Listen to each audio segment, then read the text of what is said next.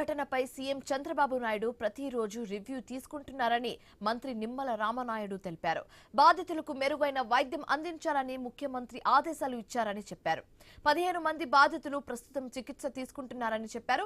రాజమండ్రి కిమ్స్ లో చికిత్స పొందుతున్న బాధితులను ఆయన పరామర్శించారు. వైద్య సేవలపై డాక్టర్స్ ను అడిగి వివరాలు తెలుసుకుంటున్నారు. నిందితుడిపై కఠిన చర్యలు తీసుకుంటామని మంత్రి నిమ్మల స్పష్టం చేశారు.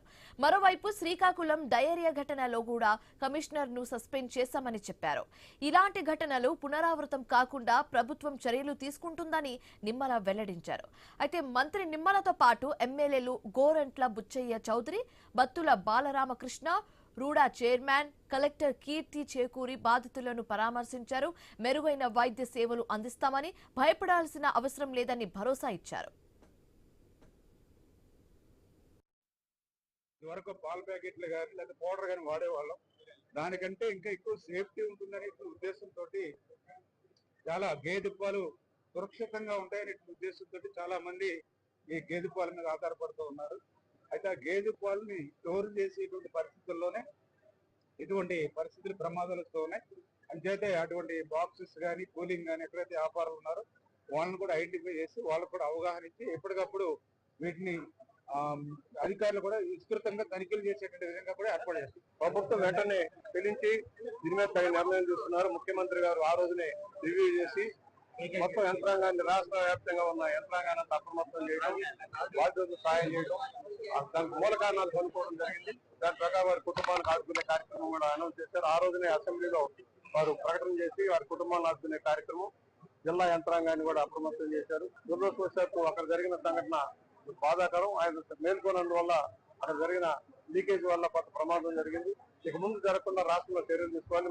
నారా చంద్రబాబు నాయుడు గారు ప్రభుత్వాన్నే కాదు అందరినీ కూడా సమగ్రంగా దీనిపైన స్పందన ఉండాలని చెప్పేసి ఉద్దేశంతో ఆయనే స్వయంగా సమీక్షిస్తూ నాయకులందరినీ కూడా పంపిస్తున్నారు, అధికారులను పంపిస్తున్నారు.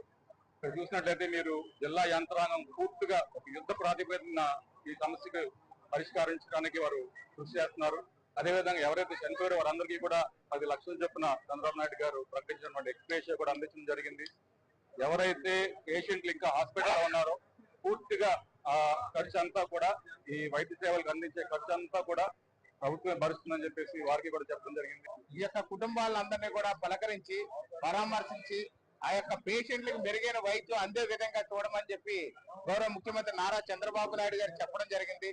దాని ప్రకారం వారు వచ్చి ఈ యొక్క పేషెంట్లకు ఏ విధంగా వైద్యం అందుతుంది, ఇంకా మెరుగైన వైద్య సదుపాయాలు ఏ విధంగా కల్పించాలి, ఎక్కడెక్కడి నుంచి స్పెషలిస్ట్ తీసుకొస్తే వాళ్ళ ఆరోగ్యం కుదురుపడుతుంది, అదే విధంగా ప్రాథమికంగా ఇప్పటి వరకు కల్తీ అనేది ఏ విధంగా జరిగింది, భవిష్యత్తులో దీనికి ప్రజలు మరింత ఎలాంటి ఇబ్బంది రాకుండా ఉండాలంటే ఏం చేయాలనే దాని మీద అధ్యయనం చేయడానికి ఇన్ఛార్జి మంత్రి గారు శ్రీ నిమ్మల రామానాయుడు గారు రావడం జరిగింది. కల్తీపాల బాధితులను సిపిఐ సీనియర్ నేత నారాయణగూడ పరామర్శించారు. వారికి అందుతున్న వైద్యం వివరాలను అడిగి తెలుసుకున్నారు. అక్కడే ఉన్న మంత్రి నిమ్మల రామనాయుడు, ఎమ్మెల్యేలు బుచ్చయ్య చౌదరి, బత్తుల బాలరామకృష్ణతో చర్చించారు. కల్తీపాల ఘటనలో తీసుకున్న చర్యలను మంత్రి నిమ్మల రామనాయుడు, ఎమ్మెల్యేలు వివరించారు.